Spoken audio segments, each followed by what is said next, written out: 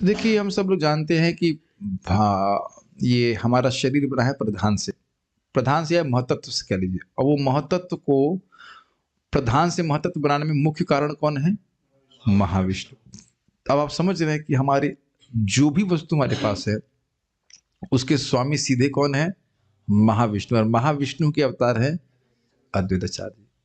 आप लोगों ने शायद वो कभी नहीं सुना होगा, वो बहुत कठिन चीजें हैं चेतन चरितामृत में। मैंने भी इसको अब तक डिस्कस नहीं किया, सोच रहा हूँ आज करने के लिए, जहाँ बड़ा विश्लेषण किया गया कि उपादान कारण कैसे, ये निमित्त कारण है, उपादान कारण इत्यादि इत्यादि। फिर मैं कहा मतलब बहुत लोड हो जाएगा तो हम छोड़ दे रहे हैं, लेकिन इतनी बात समझ में आ रही है कि हम सभी के शरीरों के लिए हम लोग भगवान महाविष्णु के ऊपर आश्रित हैं। और कुछ और मैं कहना चाह रहा था, हम लोग को कृतज्ञ होना चाहिए कि ये मानव शरीर हमको प्राप्त हुआ है, जिससे हम भगवान का भजन कर सकते हैं।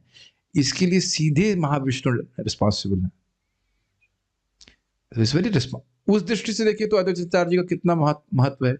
और दूसरी बात, वह मुझे बहुत अच्छी बात लगती है, वो जान रहे हैं कि गोलोक का, ब्रज का प्रेम केवल कृष्ण ही दे सकते हैं। इसलिए विशेष करके आप देखिए, आप अद्वैत आचार्य जी कलयुग के लोगों पे दया करने के लिए, कैसी दया, ब्रज का प्रेम देने के लिए विशेष प्रार्थना किए, हुंकार किए, महाप्रभु का अवतरित कराए, कृष्ण को, गोलोक विहारी कृष्ण को अवतरित करे। ये कुछ उनकी असीम अनुकंपा नहीं दिख रही?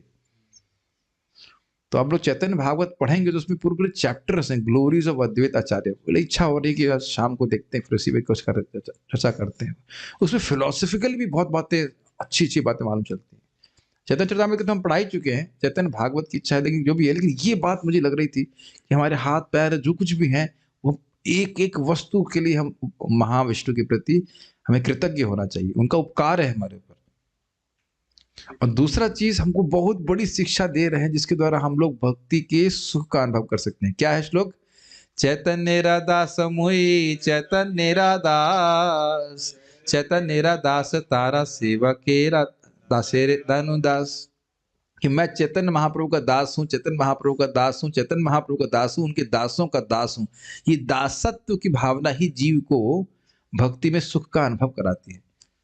इसीलिए स्वयं ईश्वर हैं, विष्णु तत्व हैं, लेकिन चैतन्य महाप्रभु भगवान कृष्ण की दासत्व को स्वीकार करते हैं, सेवा की भावना। तो ये प्रार्थना भी हमें उनसे करनी चाहिए। और आप जानते होंगे, महाराज भी बात बता रहे थे, कैसे जब प्रभुपाद जी जाने चाहते थे अमेरिका,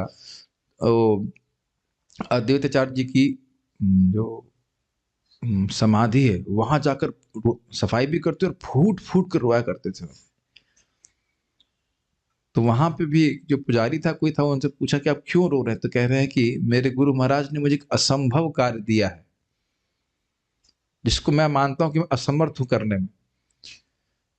तो मैं अद्वैताचार्य जी की प्रार्थना या उनके आशीर्वाद प्रार्थना कर रहा था कि अपना आशीर्वाद हमको दें, ताकि हम कुछ कर सकें संबंध में।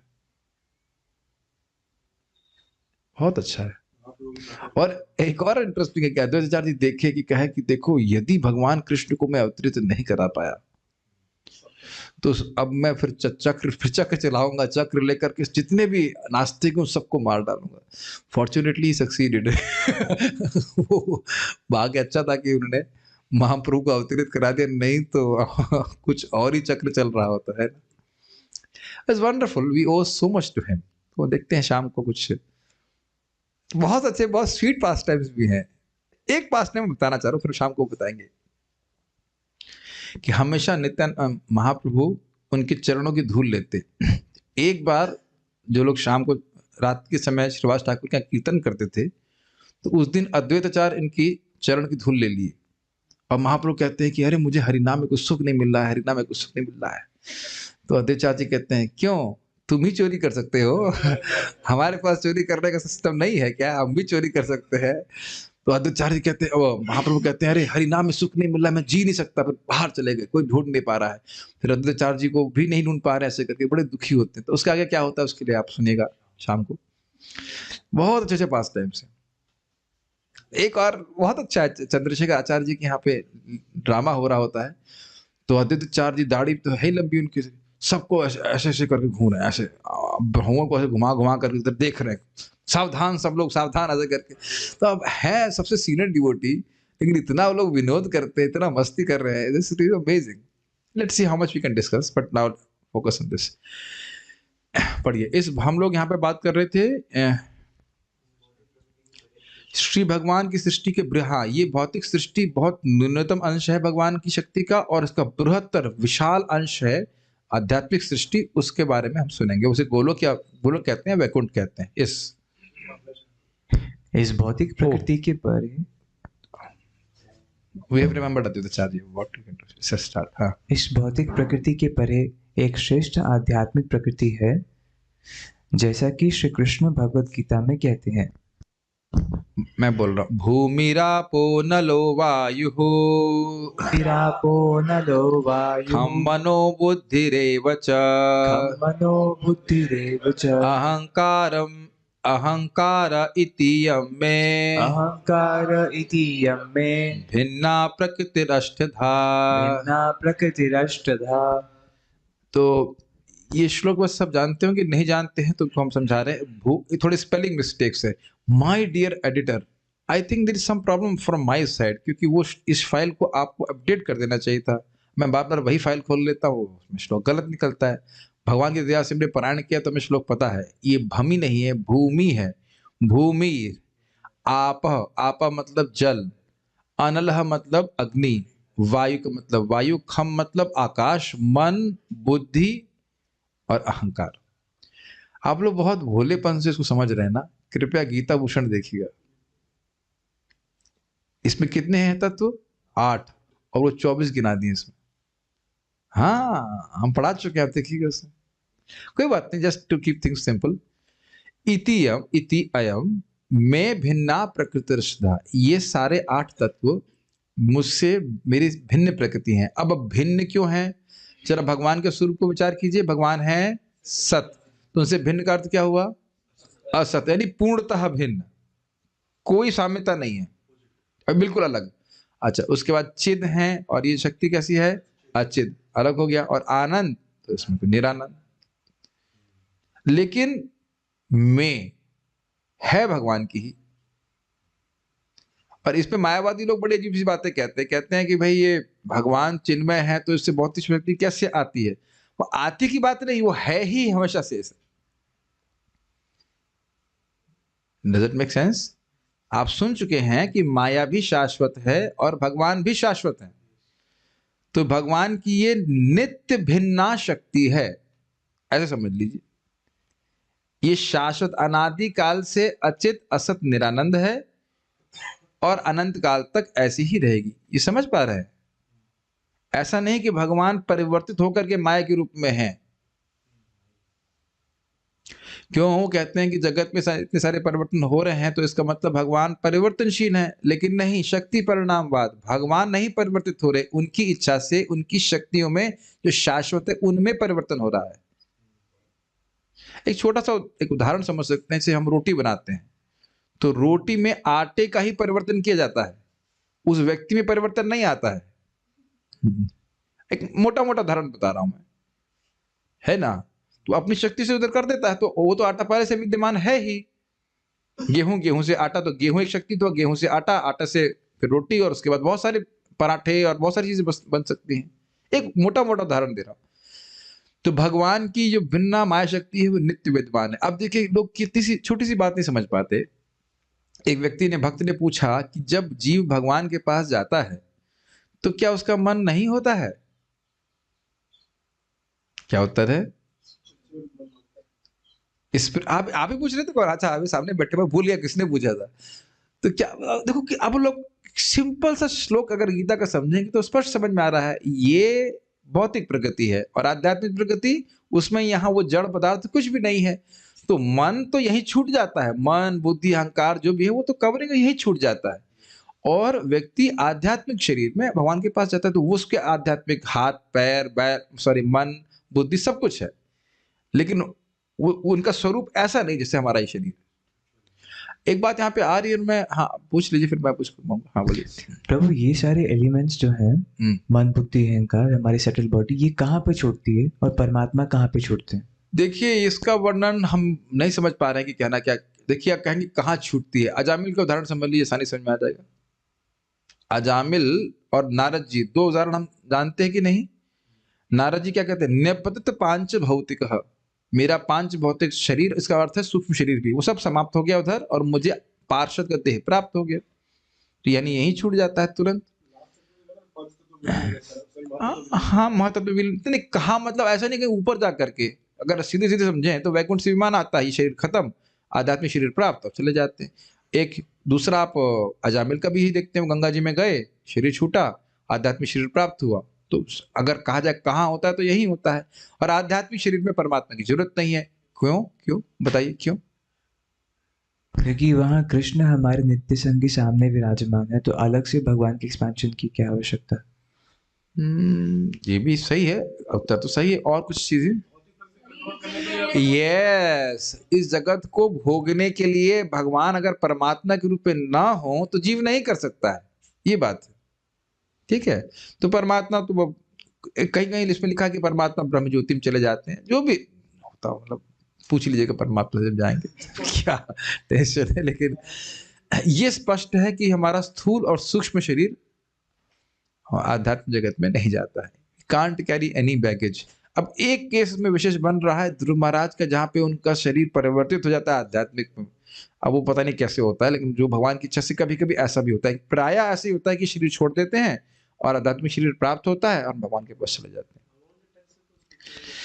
हैं। भगवान हमेशा ऐसा करते नहीं है।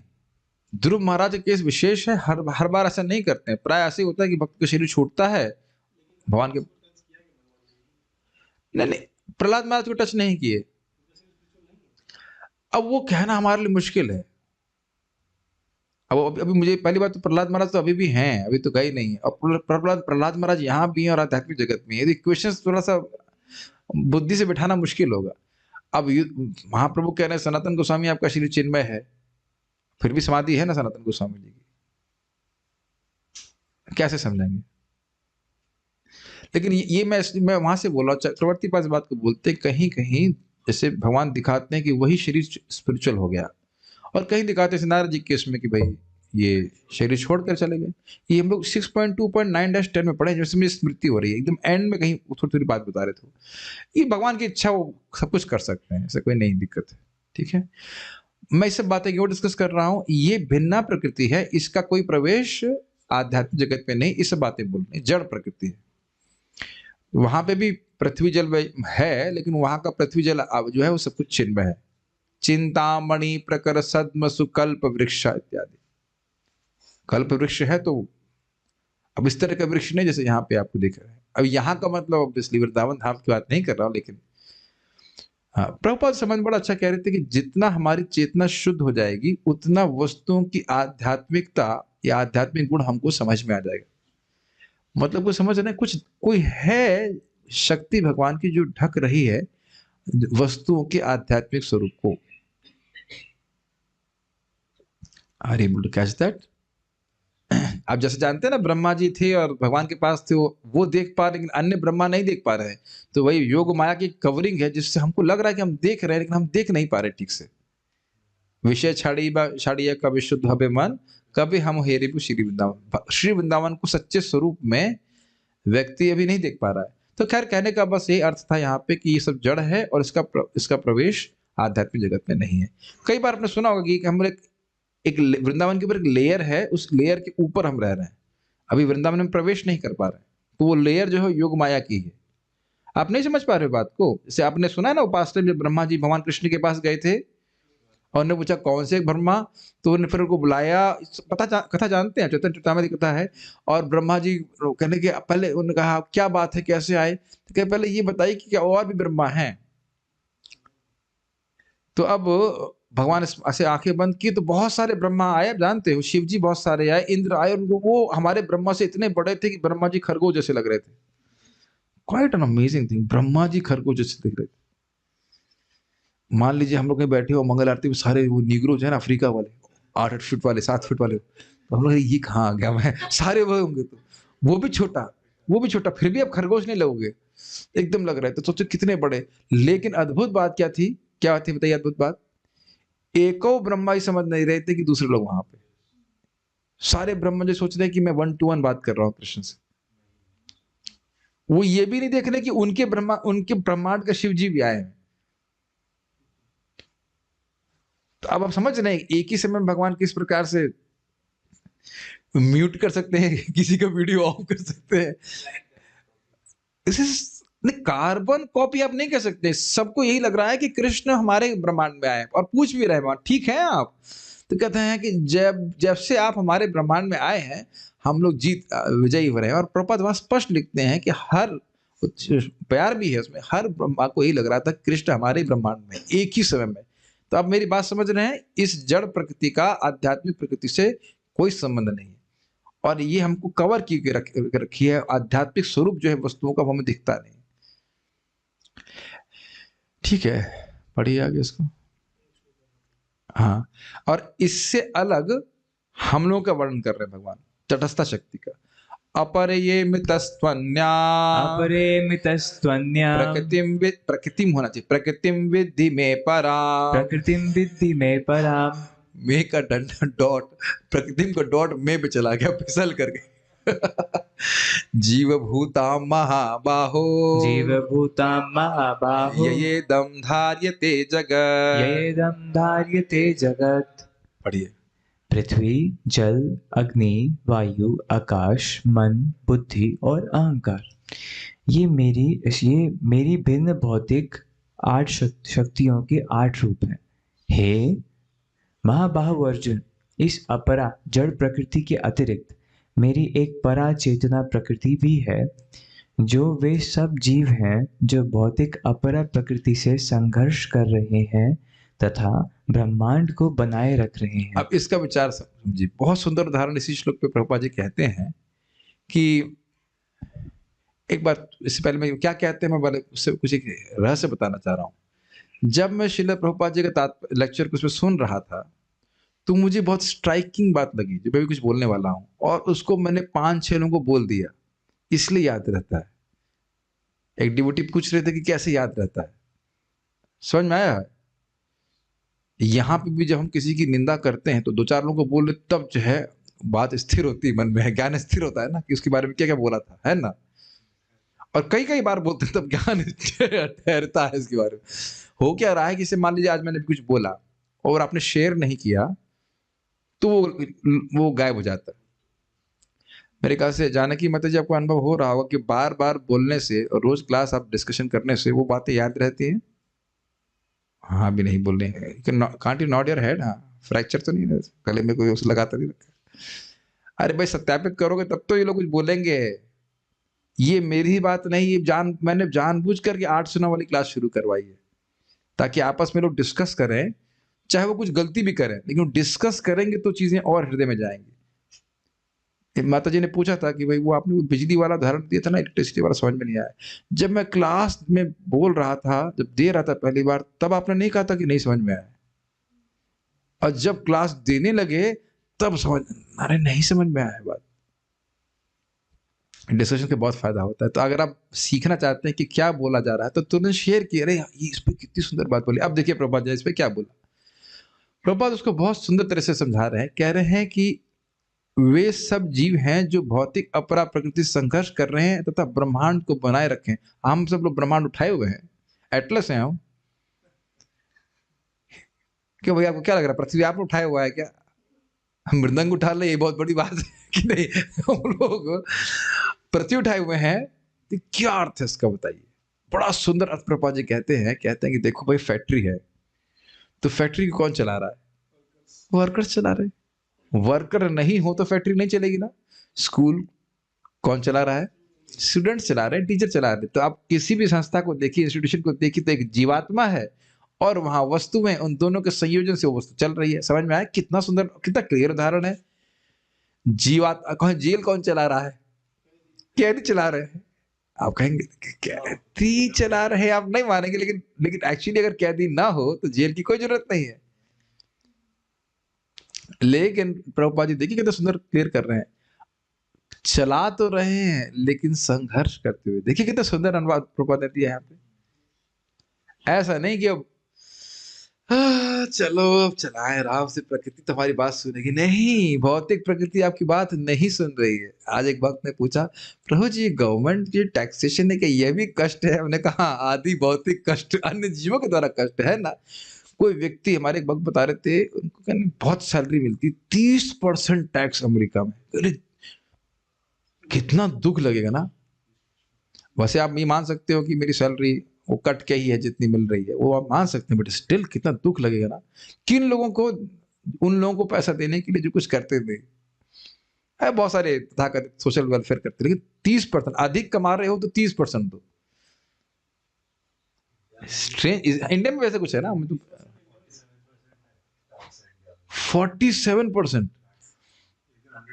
हाँ, केशव से कपूर बता रहे हैं, आपके बेटे ने भी सीख लिया से 40%। आओ अब जो भी 30% इज टू मच ना। फिर आदमी सोचेगा ना मैं अधिक कमाऊं क्यों कम ही कमा लेता हूं, कम से कम जाएगा नहीं।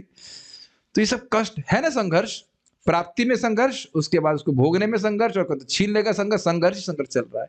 तो यह नहीं सोचना चाहिए कि इस जगत को चला रहे हैं तो हम बॉस की तरह चला रहे हैं। बॉस की तरह चला रहे हैं। क्या हो गया, कठिनाई है कुछ लेकिन चला हम ही लोग रह रहे। क्या हम लोग चला रहे हैं? यस, हमारी इच्छाएं भोगने की है, तो इसलिए भगवान इस दुकान को खोले हुए, ये बोल रहे हैं। okay. बढ़िया। इस सृष्टि में अनेक भौतिक ब्रह्मांड गुच्छ के रूप में विद्यमान है, जैसे मैं पढ़िए, मैं तो फोटो दिखाता हूँ यहाँ पे। और ये सब मिलकर इस भौतिक सृष्टि का निर्माण करते हैं। इन सब अनगिनत भौतिक ब्रह्मांडों के गुच्छों के परे दिव्य धाम है। हाँ, अभी मैं रुकिए, अब हम दिखाते हैं आपको फोटो जो मेरे मन में आ रहा है। Amla berries like this, can you सी?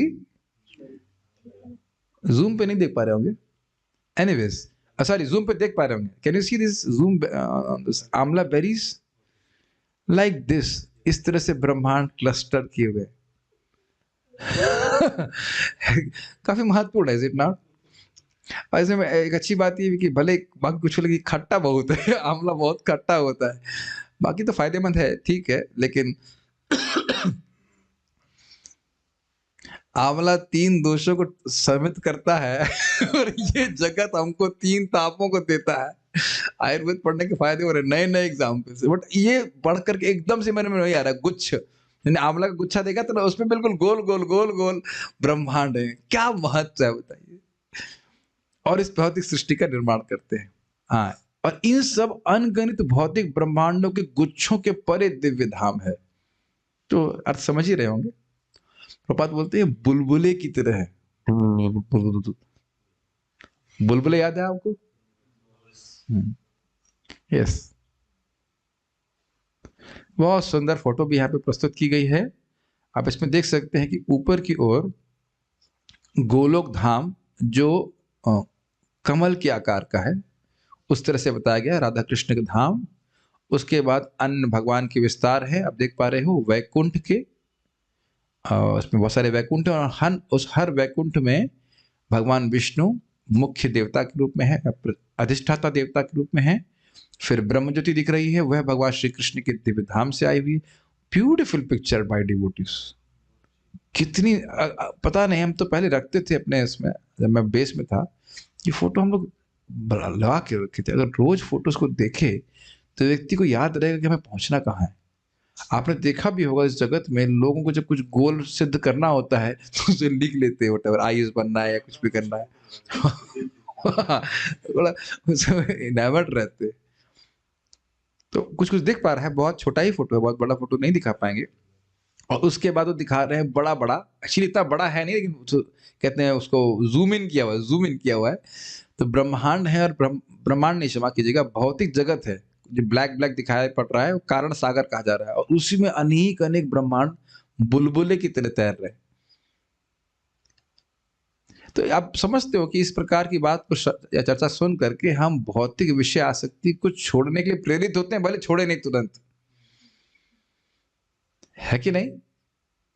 आप इतना तो समझ रहे हैं पूरा ब्रह्मांड ही महत्वहीन है, ये आपको लग रहा है, लेकिन हमारा अनुभव है कि जब ये बात नहीं समझ पाते भक्त, तो छोटी जो फ्लिम्सी यूजलेस बातें उस पर बहुत फोकस करते हैं, और जो मुख्य बात है इस हरे कृष्ण मंत्र की रस्सी, ये दिखाई पड़ रही है आपको, हरे कृष्ण मंत्र की रस्सी, कैन यू सी दैट?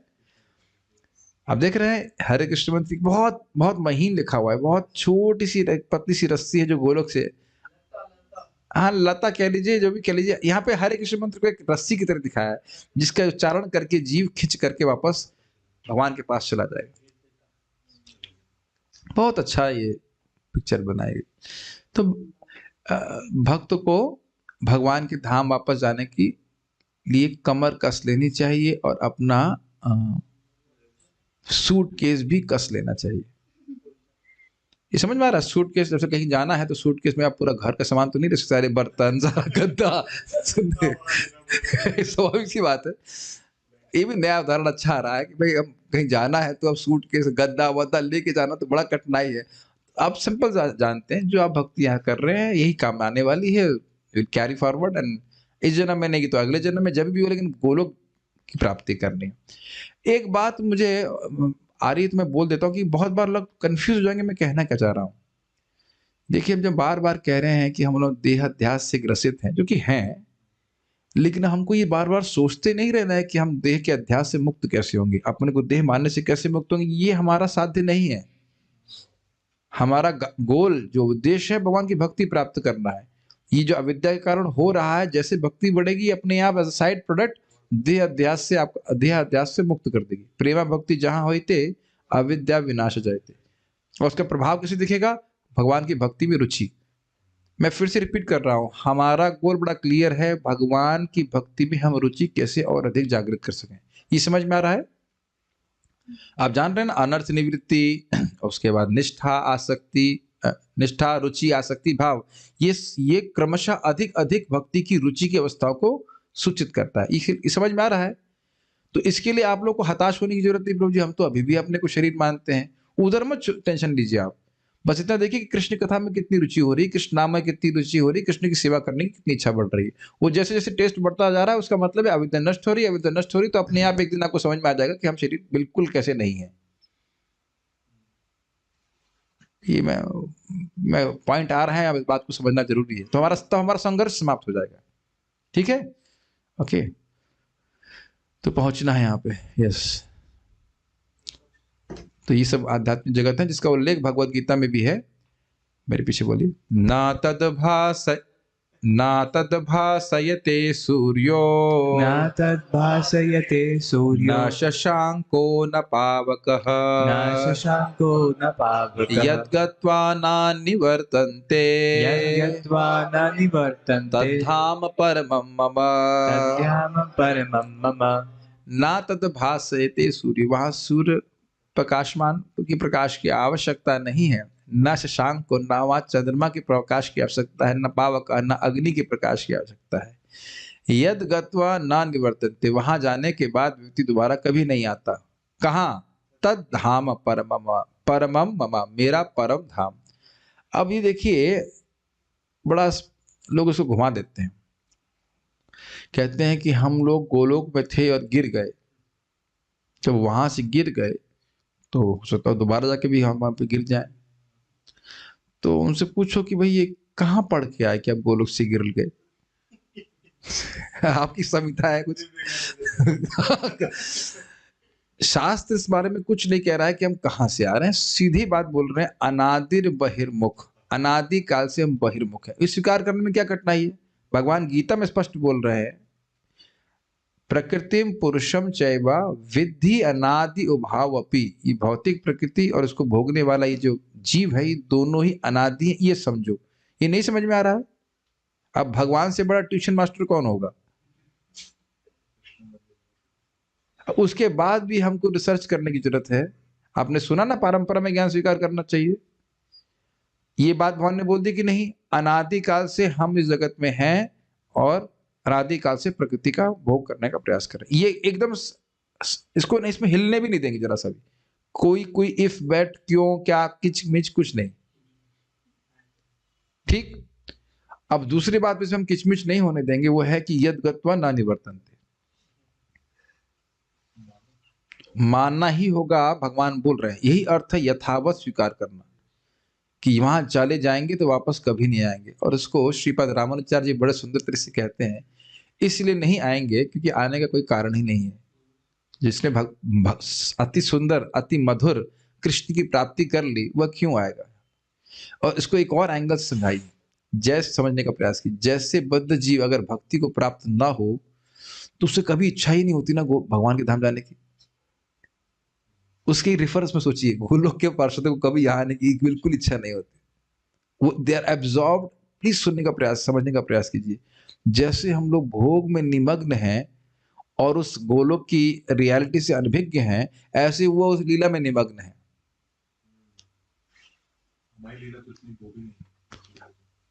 कितना असीमित सुख छोड़ करके क्यों यहाँ पे दुख भोगने के लिए आएगा, तीन ताप को? तो इसलिए ये मत सोचिए कि हम वहां से टपक गए, ऐसा कुछ भी नहीं होता है। और कहां से आए थे तो आप पूछ लेना, जब आप भगवान से मिलना तो आप पूछेंगे। जब आप प्रैक्टिकल समझ लो, जब आप भगवान के पास पहुंचोगे तब पूछेंगे। किसी वक्त ने पूछा है लोगों ने भगवान को देखा कि नहीं? ध्रुव महाराज ने देखा कि नहीं? ध्रुव महाराज पूछे, पहले तो आप ये बताइए कि इस जगत में आया कैसे? पूछे क्यों भाई? चलो वो भूल गया, वो छोटा बच्चा प्रहलाद महाराज से बात, थोड़ा बड़ा बच्चा, ऐसे तो सेम ही उम्र थी। प्रहलाद महाराज के सामने नरसिंह देव आए तो पूछे भगवान मैं यहाँ पे जगत में क्यों आया, कैसे हुआ, क्या हुआ? नहीं पूछे। मुचुकुंद महाराज, वो बड़ा वयोवृद्ध व्यक्ति थे, उनके सामने भगवान दर्शन दिए, पूछे। और वो क्या था, रीच थे ना, क्या नाम था, ऋक्षराज का। जाम्बवान के सामने भगवान कृष्ण आए तो वो भी तो नहीं पूछे। तो कोई तो नहीं पूछ रहा, तो आप क्यों पूछ रहे? जिसको भगवान दिख रहे हैं, जो समर्थ है भगवान सारा उत्तर देने में, वो नहीं पूछ रहा है कि नहीं? तो आप क्यों पूछ रहे हैं इस बारे में, जिसको भगवान नहीं दिख रहे? इसका मतलब है भगवान से नहीं पूछ रहे, मतलब ये अप्रासंगिक जिज्ञासा है, कोई मतलब नहीं है इसका। ठीक है, ये डिस्कशन का मतलब नहीं, बस इतना समझ लीजिए कि वहां जाएंगे तो वापस कभी नहीं आएंगे। ये बहुत बढ़िया बात है। क्यों? इस जगत में हम संघर्ष कर रहे हैं कि नहीं, और उस संघर्ष का पुरस्कार क्या मिलता है? अक्षत बताएगा। अक्षत प्रभु बताइए, संघर्ष का पुरस्कार क्या मिलता है? दुख, यानी कि एक और संघर्ष। आप अभी सोच रहे मैं सीए हो जाऊंगा तो खुश जाऊंगा, is it not? May be thinking like that. और आपकी दीदी भी तो सीए है, शी इज वेरी हैप्पी ना। जस्ट बाय बीइंग सीए, ये देखने का सामर्थ्य जागृत कीजिए। आप करो, कोई प्रॉब्लम नहीं है कि दीदी केवल सीए होकर सुखी नहीं होगी। दीदी सुख तो नहीं रहता, पापा तो सुन ही रहे, पापा केवल सीए होकर के सुखी नहीं हो गए। ये हमारी बहुत बड़ी प्रॉब्लम है। आप मेरी बातें समझ पा रहे हो मैं क्यों कह रहा हूं? भगवान क्या बोल रहे हैं देखिए, यद गत्वा न निवर्तन्ते, अर्थात यद, अच्छा समझिए इस बात को, यद गत्वा, भगवान के पास जाने के लिए कोई संघर्ष नहीं करना पड़ेगा। Can you here what I am saying? भगवान यद गत्वा, भगवान के पास जाने के संघर्ष करना पड़ेगा। माया खींचेगी, दोनों टांग और हाथ और मुंह और आंख सब खींचेगी भाई। लेकिन यद गत्वा, एक बार आप भगवान के पास पहुंच गए तब कोई संघर्ष नहीं होगा। लेकिन इस जगत में कितना भी कोई व्यक्ति उच्चतर स्थिति को प्राप्त कर ले, उसका संघर्ष कभी बंद नहीं हो रहा। मैं केवल आप ही को नहीं बोल रहा, हम सब लोग ऐसे बद्ध जीवन में सोचते हैं कि ये स्थिति प्राप्त कर लेंगे, वो व्यक्ति बहुत सुखी है, वो डीएम बन गया, ये बन गया, वो बन गया, इसके जीवन में कोई कष्ट नहीं। ये सोच रहे हैं कि नहीं भाई? जैसे मान लो कोई ब्रह्मचारी सोचेगा, अरे भाई वो तो शादी कर लिया, बड़ा सुखी है। दूर के ढोल सुहावने सुना ना। और फिर जो शादी कर लेता कहता है तो ब्रह्मचारी जीवन बड़ा अच्छा था। किसी भी परिस्थिति में संघर्ष जो हमारे शेर में है वो आएगा ही, थोड़ा बढ़ के आता है उसमें। आप कहेंगे फिर आप एंटी मैरिज चालू कर दी। हम वो बात नहीं कर रहे हैं, खाली बात कर रहे हैं संघर्ष। मैं खाली इस मेंटालिटी की बात कर रहा हूं कि हम सोच रहे हैं कि किसी भौतिक एडजस्टमेंट के द्वारा हमारी पिटाई नहीं होगी। somehow that we can compromise with माया। एक अच्छी डील हम ले लेंगे, अच्छी डील स्ट्राइक कर लेंगे माया से, और फिर हमारा संघर्ष रुक जाएगा। बस ये संघर्ष पूरा हो जाए और बस उसके बाद कोई संघर्ष नहीं है। ये बात है, और यही हम अनादिकाल से करते हैं, कॉजलेस फुलिशनेस। तो ये भगवान बता रहे हैं कि यद गत्वा, इस पे बड़ा फोकस कीजिए कि भाई आप जो संघर्ष कर रहे हो भक्ति में, उसका रिजल्ट संघर्ष नहीं है। और आगे छोड़ दीजिए, आगे प्रेम की बात छोड़ दीजिए, आप निष्ठामयी संघर्ष समाप्त हो जाता है। ये तो अभी थोड़ा संघर्ष चला, और उसमें भी आप देख रहे हैं कि पहले से कम संघर्ष हो गया है कि नहीं? आप शुरुआत से ऐसे ही मंगल आरती वगैरह सब पहले दिन से कर रहे थे नहीं? और आपको पता भी नहीं चल रहा है कि कैसे संघर्ष समाप्त होता जा रहा है। Just keep on doing with devotees, keep on doing with devotees. आप रियली आपको अच्छा लगने लग जाता है। Basically you can't live without it. तब ये संघर्ष है। फिर विचार कीजिए। और आप इससे पहले मैं आगे जाए, बहुत सुंदर बात गजेंद्र मोक्ष में बोल रहे थे महाराज। बता कह रहे थे कि जो जीव भगवान को धर्म अर्थ काम और मोक्ष आदि के लिए पूजता है, यानी कि भगवान का पार्षद नहीं बनना चाहता, उसको भी भगवान देते हैं। भगवान ये नहीं कहते अरे अच्छा है मेरा पार्षद नहीं बनना चाहता तो उसको नहीं बनाता हूं, ये तो सस्ते में छूट रहा हूं। कितने कृपालु हैं, जो नहीं मांग रहा है वह भी देते हैं। आप हम लोग कभी करते हैं ऐसा? कभी कभी करते हैं, जब बहुत प्रसाद होता है हमारे पास। जब हमारे पास बहुत सारा प्रसाद होता है तो जब नहीं भी मांगता वो भी देते, ये भी ले लो, ये भी खा लो। ये कभी कभी करते। तो अब समझ में आ गया, ये समझ में आ गया। जब बहुत प्रसादम होता है तब हम जो वस्तु वो नहीं भी मांग रहा वो दे रहे होते है कि नहीं? अब समझ में आ गया। भगवान के पास अनंत है, तो कोई उनके पास आता है तो ये नहीं सोचते कि अब ये मान लो दो कौड़ी का चावल मांग रहा है तो अरे 2 कौड़ी बस 2 देकर के छोड़ जाऊं। ऐसा देवता करते हैं, लेकिन भगवान ऐसा नहीं करते। तो आप ये मत सोचिएगा कि बहुत बड़ा संघर्ष है। यद गत्वा के लिए क्या करना पड़ेगा आपको? मन मना भव मद भक्तो मदयाज इमाम नमस्कुरु, दीप दान करना होगा। कितना इजी है ना। गोविंद नहीं प्रभु जी मेरा हाथ में कुछ कठिनाई है, कैल्शियम की कमी, मुझसे दीप दीप भी नहीं उठ रहा, तब क्या कर सकते हैं? महाराज पे कई बार कहते हैं को अति प्रयास, प्रयास है भगवान की भक्ति में, कह अति प्रयास, को अधिक प्रयास तो है नहीं। ये बहुत अच्छा मुझे श्लोक लगता है। जब भी कोई बोले तो इसमें आप हमेशा बोलना कि भाई कुछ भी हो, एक बार पहुंच जाएंगे तो भगवान डील साइन कर रहे हैं कि वहां से कभी वापस नहीं आओगे। लेकिन आप जानते हैं कि वैकुंठ के पार्षद ब्रह्मांड में घुमा करते हैं, तो वो बंधन में नहीं है। ठीक है, बहुत अच्छा है बात। सो इसलिए बोल रहा हूं कि अपने भक्ति में आप जो भी कठिनाई संघर्ष अनुभव करते हैं, बस ऊपर देखिए। आप ऊपर मतलब जैसे हिरण्यकशिपु ऊपर देखते वैसे नहीं। ऊपर देखिए, मतलब दृष्टि रहे कि मुझे भगवान के पास पहुंचना है, भगवान के पास पहुंचना है, और फिर इधर कठिनाई में कोई ध्यान नहीं रखेंगे। ये बहुत अच्छा श्लोक है। इसमें बहुत सारी बातें मेरे मन में, एक ऐसे समझ लीजिए आप, ये हमारा व्यक्तिगत अनुभव है और इसको बिल्कुल रिलेट कर सकते हैं ऐसे। हम लोग इधर मध्य प्रदेश ना, उज्जैन से लौट रहे थे शिवपुरी होते हुए, और रात्रि का सफर था और बहुत ज्यादा गड्ढे। अब आप ये बताइए, अब पता नहीं अब शायद रोड अच्छी बन गई है, लेकिन पहले बहुत ज्यादा गड्ढे थे उसमें। हम लोग कहीं यहाँ क्या क्यों आ गए, हम लोग बड़ा गलत फंस गए। जब आए थे उज्जैन तो अच्छी रोड से आए थे, और जब लौट रहे थे तो पता नहीं क्यों रास्ता पकड़ लिया हमने वो वाला। कौन सा रास्ता याद है? पहाड़ से होकर के जा रहा है। अब मन में तो ये आ रहा था कि बस यही खड़ी कर दो, और रात का समय था, पूरी रात ही ठीक से नहीं सो पाए। आप मेरी बात समझ रहे हैं? बस पार्टी में गाड़ी चलती रहती है, वो सोते रहते हैं। अब जब बार बार गड्ढा आएगा तो फिर नींद खुल जाए, फिर खुल, तो एकदम मैं इंचार्ज था, मैंने कहा यार बंद करो, कल दिन में चलाएंगे। लेकिन दिक्कत है कि अब पानी नहीं है, आप कहाँ रुकेंगे? अब ये पता है कि, और दूसरी बात ये पता था कि जो भी हो 2 घंटे 3 घंटे के बाद रास्ता पूरा ठीक हो जाएगा, तो इसलिए गाड़ी चलती रही। Does that make sense? मैं क्या कह रहा हूं? लक्ष्य था वृंदावन वापस आना है। समझ गए? मैपिंग हो रही भक्ति में? नहीं हो पा रही है। अनर्थ निवृत्ति में काम है, क्रोध है, ये है, वह सब कुछ कठिनाई तो देगी आपको, लेकिन आप जानते हैं जैसे ये सब सहते हुए भी भगवान का भजन करते रहे, निष्ठा पे आके तो रोड एकदम क्लीन है। तब भी चलना होगा, लेकिन अब कुछ कठिनाई नहीं होगी भक्ति करने में। ये आप लोग प्लीज इस बात को समझिए। इसको न समझने के कारण ही भक्ति ड्रॉप कर रहे हैं। आप लोग नहीं देखते अपने मित्रों को ड्रॉप होते हुए?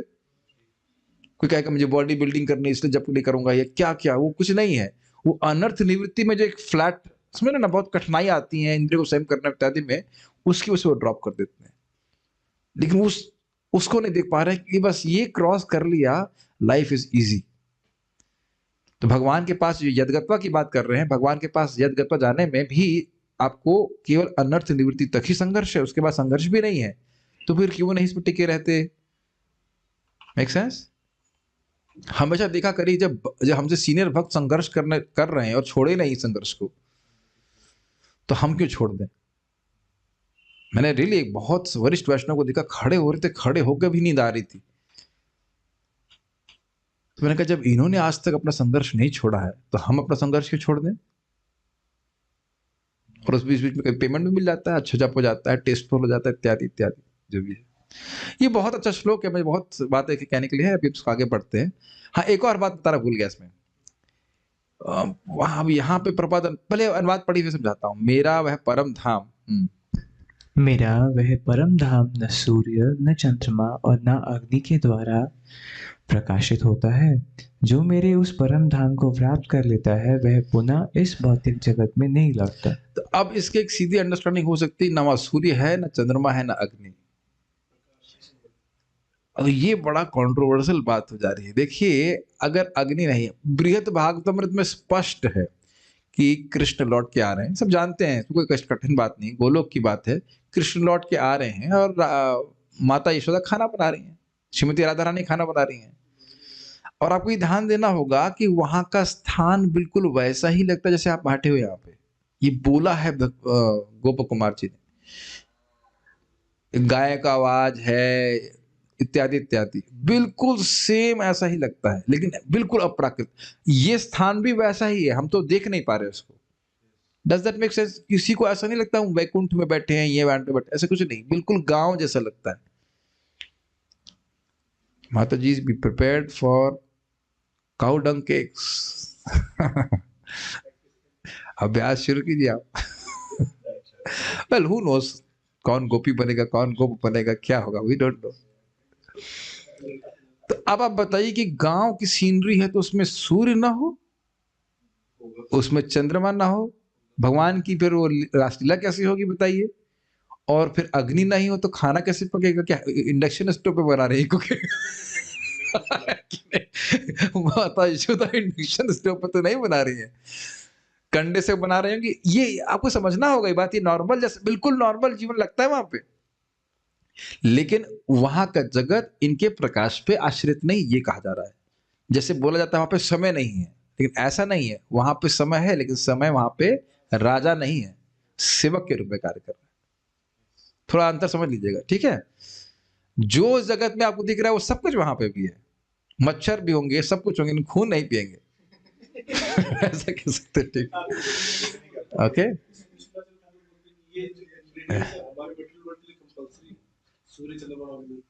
हाँ भाई, यहाँ पे अच्छा बात आप बोल रहे हैं, क्योंकि ये जगत अंधकार स्वरूप है, तो यहाँ पे चंद्रमा का प्रकाश आवश्यक है, सूर्य का प्रकाश आवश्यक है, लेकिन वहां सब स्वयं प्रकाशित है। लेकिन फिर भी आप ये नहीं कह सकते कि अग्नि नहीं है, कि वहां पे चंद्रमा नहीं है, तो अजीब सा लगे। वहां ये भी लिखा है, वो स्पष्ट लिखा, कहते हैं वहां भी देवता भी है, वो देवता भी और असुर भी हैं, लेकिन वो सब एक मतलब वो असुर भी डिवोटी है और देवता भी प्योर डिवोटी है। शिव बोतल देता है, इस तरह जैसे यहाँ देवताओं की आवश्यकता है, ऐसा कोई जरूरत नहीं है, लेकिन पास टाइम के लिए। और वहां लिखा है कि वैकुंठ में, वैकुंठ के लोग जो इच्छा चाहते हैं वो रूप धर लेते हैं, कभी देवता का बन जाएंगे, कभी 4 मुख वाले, कभी 5 मुख वाले, कुछ भी चाहे कर लेंगे, कोई कोई लिमिटेशन ही नहीं है। I think not many are interested. क्या लगता है सुन करके, is it a good place? So you can go very easily by chatting Hare Krishna. 5 minute है, थोड़ा और पढ़ लीजिए। वह परा प्रकृति जो इस भौतिक प्रकृति के परे है शाश्वत है। इसके प्रारंभ होने का कोई इतिहास नहीं है, न इसका आदि है न अंत। मेरे पीछे बोलिए। परस्तस्मातु भावन्यो, परस्तस्मातु भावन्यो व्यक्तो व्यक्ता सनातनः, व्यक्ता व्यक्तः सनातनः यः स सर्वेषु भूतेषु, यः स सर्वेषु भूतेषु नश्यत्सु न विनश्यति। नश्यत्सु न विनश्यति। अव्यक्तोऽक्षर इत्युक्त अव्यक्तोऽक्षर इत्युक्तः तमाहु परमां गतिम्, तमाहु परमां गतिम् यं प्राप्य न निवर्तन्ते, यं प्राप्य न निवर्तन्ते तद्धाम परमं मम। तद्धाम परमं मम। इस व्यक्त अव्यक्त होने वाली जड़ प्रकृति से परे एक अन्य सनातन प्रकृति भी है। आवाज कम कीजिए, फीडबैक हो रहा है। ये है पहले लाइन इस्लाम को समझिए।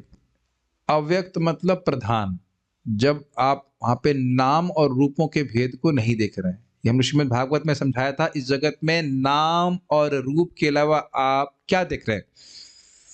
कुछ नहीं। वेबकैम, माउस, ग्लास, पुरुष, स्त्री, ये सब नाम और उनके विभिन्न रूप। इसी का स्मरण करते, इसी की चर्चा करते, इसी को बोलते हैं। और ये नाम और रूपों का भेद कहाँ शुरू हुआ, किस स्टेज पे शुरू हुआ सृष्टि की, बताइए जल्दी से, देखते हैं कौन बुद्धिमान व्यक्ति है। महातत्व के आगे, अब सृष्टि होना शुरू हुई, जब उसमें प्रकृति में शोभ हुआ उसके बाद। उससे पहले तो जीव महाविष्णु के शरीर में विद्यमान रहते हैं, कोई ना उनका नाम है ना कोई रूप है, कुछ भी नहीं दिया जाता।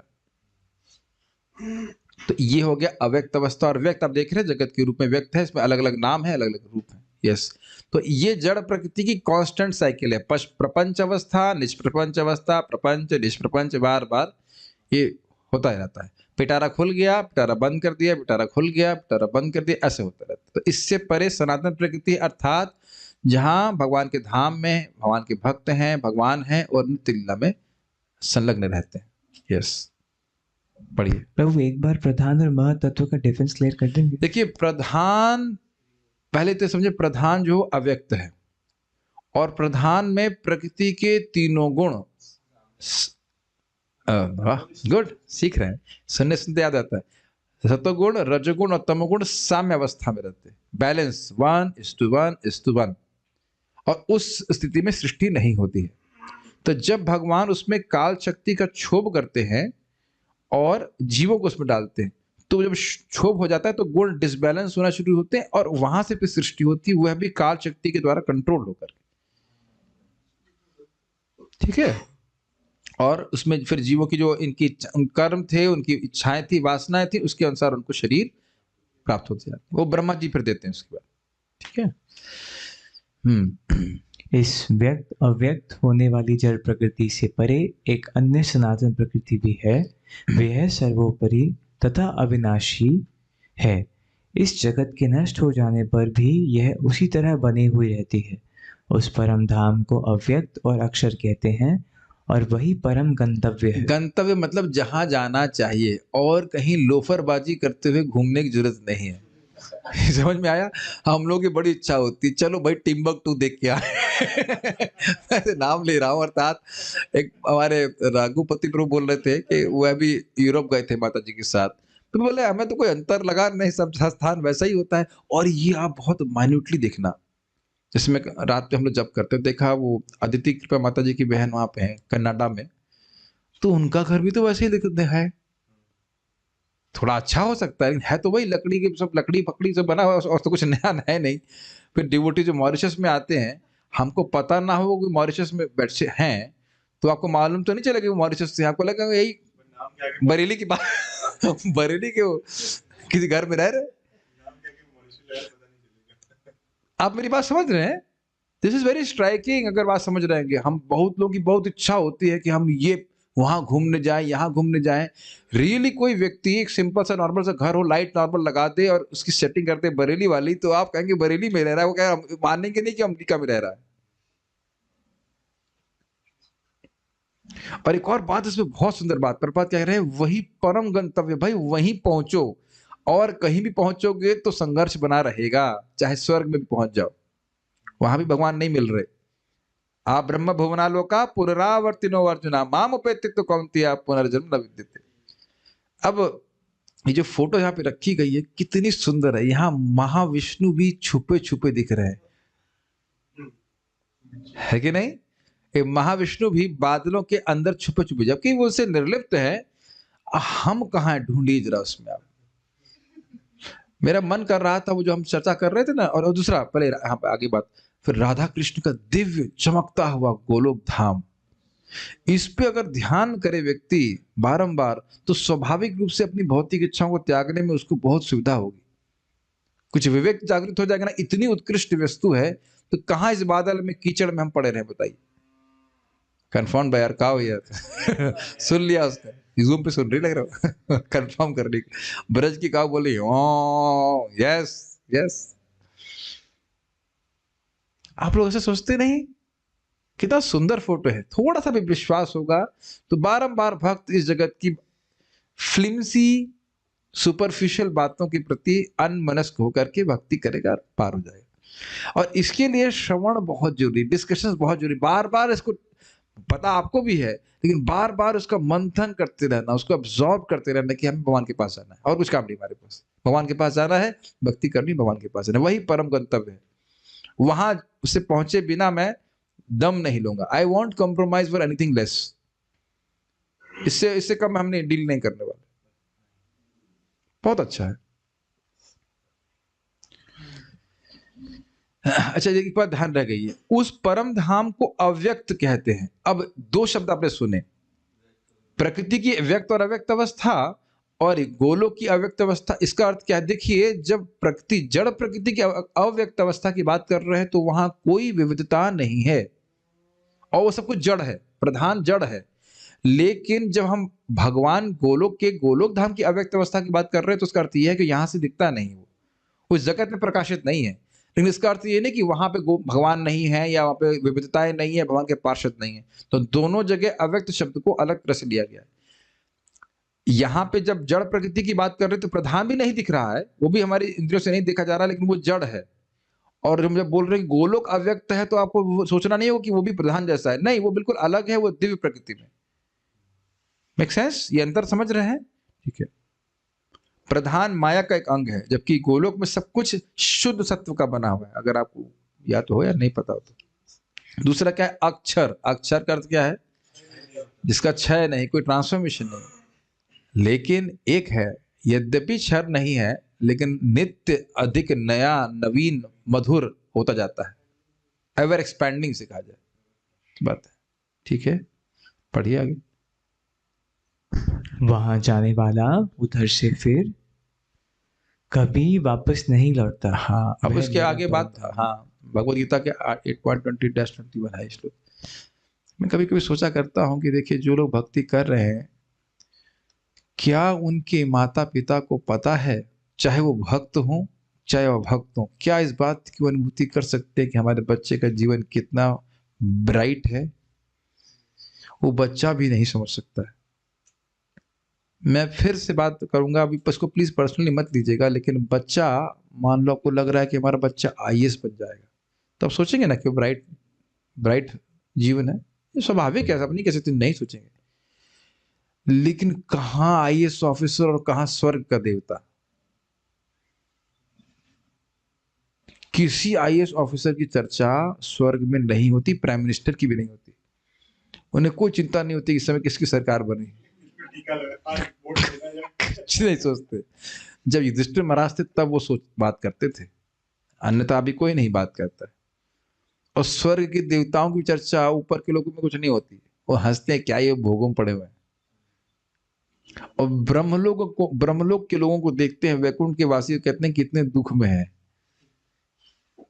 और वहां, और वैकुंठ से भी श्रेष्ठ, ऊपर श्रेष्ठ इन द सेंस तारतम्यता की दृष्टि से गोलोक ले जाएगा ये हरे कृष्ण मंत्र।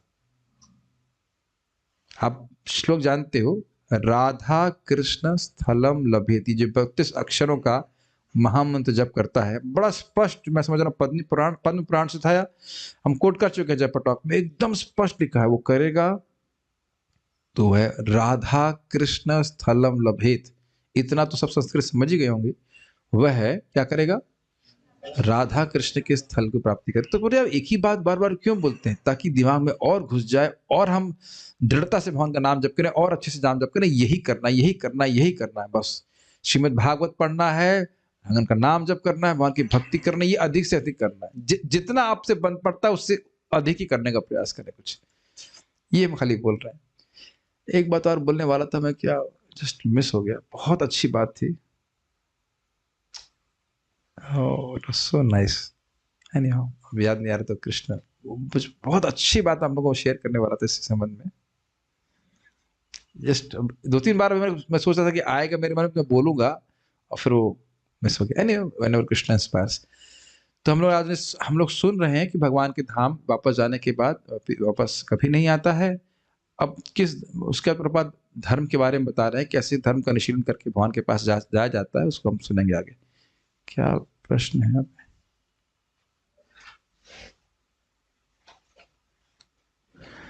प्रश्न कह रहे हैं कि क्या प्रधान महतत्व में आता है? महतत्व प्रधान से आता है तो प्रधान है कारण, और महत्व है कार्य, तो स्वाभाविक सी बात है कि कारण कार्य में विद्यमान रहता है। मैं कहूँ रोटी में आटा रहता है, तो रोटी कहाँ से आएगी? लेकिन रोटी में केवल आटा है,